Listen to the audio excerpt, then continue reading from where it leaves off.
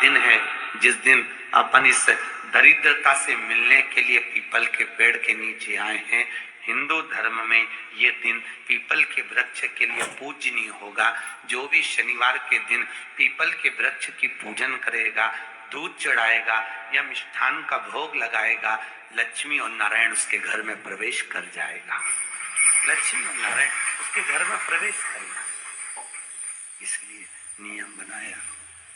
कौन से दिन का? शनिवार। लक्ष्मी जी बोली, नारायण आपने तो एक दिन का वार लिख दिया। शंकर जी ने 7 वार बनाए हैं, रविवार, सोमवार, मंगल, बुध, गुरु, शुक्र और शनि।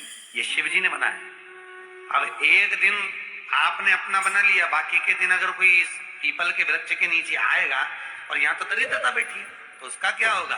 भगवान नारायण बोले, सुन दरिद्रता, तेरे से एक विनती है, अगर कोई भी मनुष्य इस पीपल के पेड़ के नीचे अगर 7 दिन में आता है और उसके हाथ में अगर कोई सामग्री होती है तो तू उसके घर में प्रवेश नहीं करेगी। नियम है पीपल के वृक्ष का, या तो पानी का लोटा लेकर जाओ, कुंकू का चोपड़ा लेकर जाओ, शक्कर लेकर जाओ, या पेड़ के नीचे चींटी को डालने के लिए आटा ले जाओ, पर खाली हाथ पीपल के वृक्ष के नीचे कभी मत जाओ, कभी नहीं जाओ। खाली हाथ जाओगे तो दरिद्रता तुम्हारे घर में प्रवेश करेगी। दरिद्रता उठकर खड़ी होकर बोली, नारायण तुमने अपनी मनमानी करी है, एक दिन मुझे भी मेरा चाहिए। भगवान ने कहा, बोल कौन सा दिन चाहिए? दरिद्रता कहती है, रविवार के दिन इस पीपल के वृक्ष के नीचे मैं दिन भर नृत्य करूं, इसमें रहूं, और जो यहाँ आए रविवार को मैं उसके घर में प्रवेश करूं। भगवान ने कहा, ठीक है। दरिद्रता, रविवार का दिन एक ऐसा दिन रहेगा जिस दिन तू इस पीपल के वृक्ष के नीचे नृत्य करेगी और जो आएगा इस पीपल के वृक्ष के नीचे तो उसके साथ प्रवेश करेगी। मैंने तुझे वर दिया। इसलिए हमारे यहाँ केवल पीपल का वृक्ष अगर दीवार में भी लग जाता है ना, किसी की फैक्ट्री की दीवार में, किसी के घर की दीवार में पीपल का वृक्ष अगर लग जाता है, पीपल का पौधा लग जाता है, उसको कितना भी तोड़ लो वो वापिस लग जाएगा। फिर तोड़ोगे फिर लग जाएगा। अगर पीपल के पौधे को तोड़ना है तो केवल रविवार का दिन एक नींबू, एक मिर्ची और बमूल का कांटा, ये 3 चीजें रखने के बाद में आधे घंटे बाद रविवार के दिन पीपल के पेड़ को उखाड़ कर फेंक दो। दूसरी बार कभी पीपल दीवार में लगता ही नहीं, कभी नहीं लगता। केवल एक रविवार, केवल एक इतवार। घर में दीवारों पर अगर पीपल लग भी गया है, इसलिए पीपल के वृक्ष को उखाड़ने का, अगर घर में पीपल लगा हुआ है या पीपल का पौधा हमारे घर में लग गया, उसको उतारना, निकालना, लगाना, तो पीपल के वृक्ष को अगर निकाला जाता है तो रविवार के दिन, और अगर पीपल के वृक्ष को कहीं लगाया जाता है तो सोमवार के दिन या मंगलवार के दिन, बुधवार के दिन, इन दिनों में लगा सकते पीपल के वृक्ष कहीं लगाना। शनिवार का दिन एक ऐसा दिन होता है जिस दिन पीपल के वृक्ष को कहीं जाकर लगाया नहीं जाता, क्योंकि शनिवार के दिन पीपल के वृक्ष के नीचे लक्ष्मी रहती है। हम अपने हाथों से अगर पीपल का वृक्ष किसी दूसरी जगह पर शनिवार को रोपित करते हैं तो हमारे घर की लक्ष्मी अपने घर से छिन्न होकर चली जाती है। इसलिए शनिवार के दिन पीपल लगाया नहीं जाता, किसी के घर जाकर उसको वापस पलटा नहीं जाता। लग गया उसको। प्रभु मेरी धर्म पत्नी को कहाँ रखूं आप बताओ? वो तो जहाँ यज्ञ होता है, अनुष्ठान होता है, दान होता है, पुण्य होता है, सत्कर्म होता है, वहां जाने को तैयार नहीं। अब करूं क्या? भगवान ने बोला, एक काम करो। तुलसा जी बोले, जिसके यहाँ रात्रि में बर्तन झूठे पड़े रहते हो उसके घर में इस दरिद्रता को लेकर तुम प्रवेश कर जाना। जिसके यहाँ रात्रि में बर्तन झूठे पड़े हो वहां लेकर प्रवेश कर जाओ।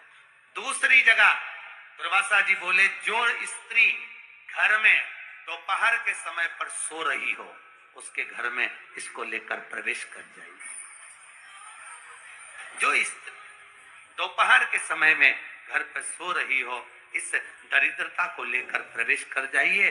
तीसरा, जिसके यहाँ पर दरवाजे पर कांटे वाले पौधे लगे हों उस घर में इस दरिद्रता को लेकर प्रवेश कर जाइए। दरिद्रता, कितनी सुंदर बात कही है। दाता और विधाता, कौन कौन? दाता और विधाता। लक्ष्मी और दरिद्रता के सगे भाई हैं। कौन कौन?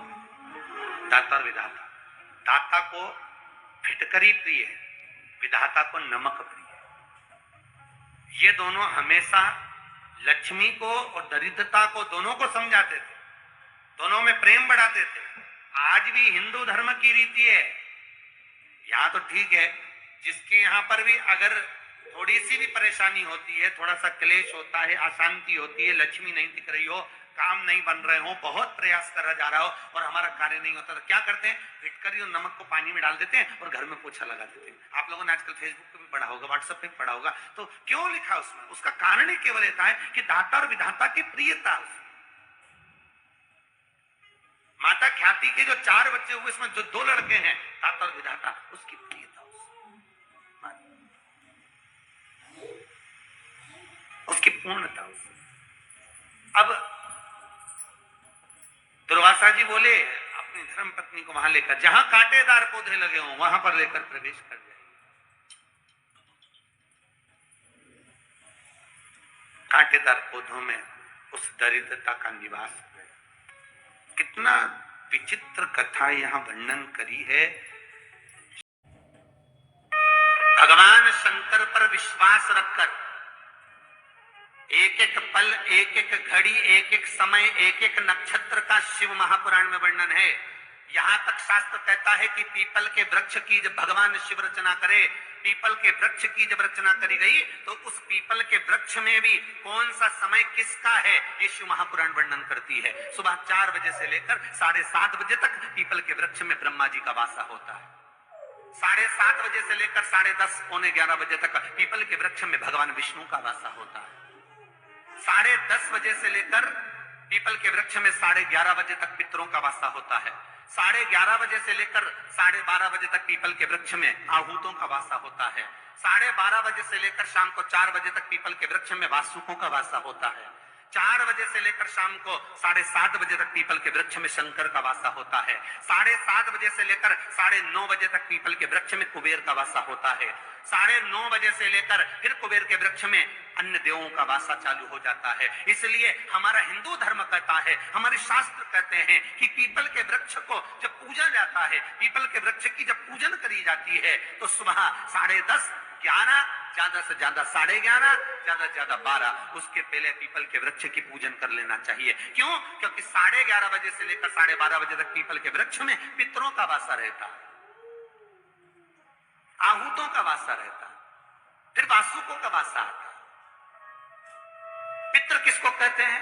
महाराज जो पूरी उम्र लेकर चले गए और उनके भीतर अभिलाषाएं बहुत थी, मैं ये भी करना चाहता हूं, मैं ये भी करना चाहता हूं, वो पितृ हो जाते हैं। आहूत किसको कहते हैं? जिस माता के गर्भ में बच्चा जन्म ले और मर जाए, या 6 महीने का गर्भ धारण करने के बाद अवर्षण हो जाए, जीव पड़ने के बाद 6 महीने के बाद अगर बच्चा गर्भ में भी शांत हो जाता है, कुंवारी अवस्था में शांत हो जाता है, जिसका विवाह नहीं हुआ, ऐसा बच्चा जब शांत हो जाता है, अधोगति में कोई मर जाता है, सुसाइड कर एक्सीडेंट में किसी भी रूप में मर जाता है, तो वो आहूत कहलाता है। और बहुत ध्यान देना साहब, शिव महापुराण की कथा कहती है पितरों को भाग मिलता है, इसलिए पितृ तृप्त रहते हैं। भारत में जन्मे हैं, इसलिए भारतीय नववर्ष मनाते हैं।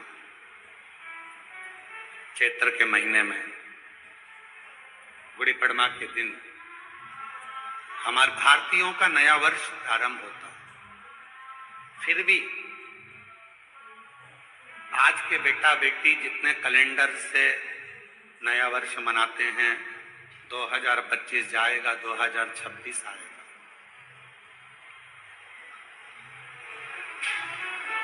शिव महापुराण की कथा इस 2025 में आपके मुंबई में हो रही है। जब अगला 2026 आए तो यहाँ पर जितने शिव भक्त बैठे हैं, भगवान से ऐसी प्रार्थना कर कर जाना कि मेरे भोले बाबा हमको उस लायक बनाना कि एक बार हम भी अपनी मुंबई में शिव महापुराण की कथा। इतना सामर्थ्यवान हमको बनाना। अब उतना सामर्थ्यवान बनने के लिए आपको दो चीजें चाहिए। आप सब 2026 जब प्रारंभ हो तो दो चीजें अपने पास में रखना, एक मेहनत और दूसरा महादेव। अगर आपके पास में है तो आप 2026 में एक ना एक बार शिव पुराण की कथा जरूर करवा सकते। मेहनत और महादेव। आज व्यक्ति मेहनत से पीछे हट जाता है। शिव महापुराण की कथा कहती है दुनिया में ऐसा कोई कुर्सी नहीं, ऐसा कोई सिंहासन नहीं, ऐसा कोई पद नहीं जिस पे तुम नहीं बैठ सकते।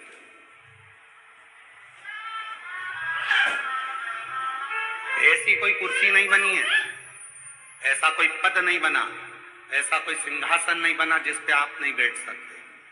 बस उस पे बैठने के लिए आपको दिन रात एक करना पड़ेगा, बहुत मेहनत करना पड़ेगी और साथ में महादेव को एक लोटा जल चढ़ाना पड़ेगा, तो वो कुर्सी आपके पास में आएगी, वो पद भी आएगा।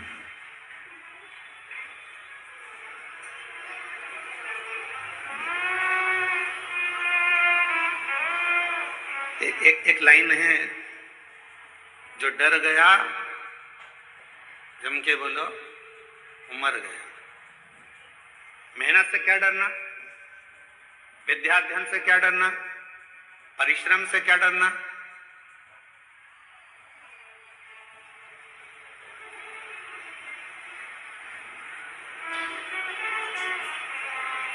किसी ने कह दिया कि तू ये डॉक्टर की पढ़ाई नहीं कर सकता, तू नीट क्लियर नहीं कर सकता, तू आईएएस ऑफिसर नहीं बन सकता।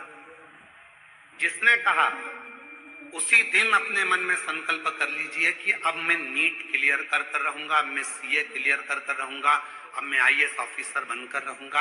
अब मुझे मेहनत को बढ़ाना है, 4 गुना करना है, परिश्रम करना है, रात दिन एक करना है और शिव जी को एक लोटा जल चढ़ाना है और बढ़ते चले जाना है। तो निश्चित है कि मैं अपनी उस मंजिल तक पहुंचूं, है कि मैं अपनी उस मंजिल तक पहुंचूं।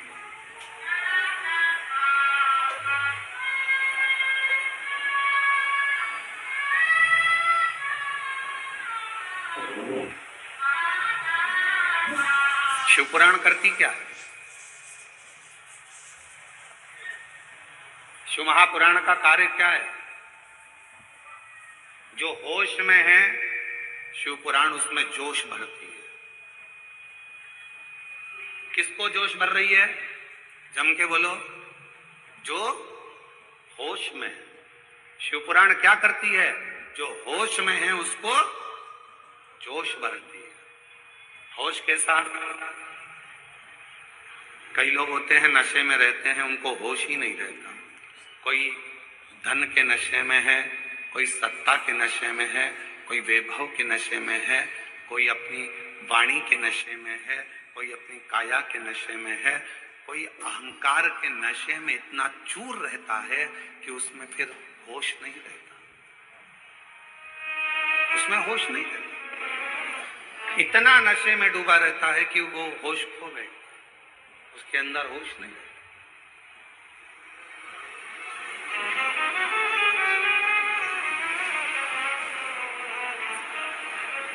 नशा केवल मदिरा का, दारू का नहीं होता, नशा अहंकार का भी होता, धन का भी होता। और याद रखना,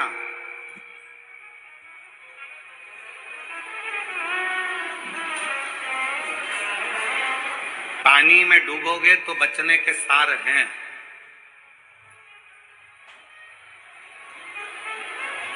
पानी में डूबोगे तो बच भी सकते हो।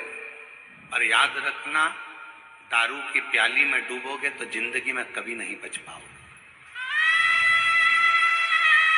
पानी में डूबने वाले को बचाया जा सकता है, पानी में डूबने वाले को रोका जा सकता है, पानी में डूबने वाले को थोड़ी सेफ्टी दी जा सकती है, पानी में डूबने वाले को बचाया जा सकता है, पर प्याली में डूबने वाले को बचाना कठिन हो जाता है, बहुत।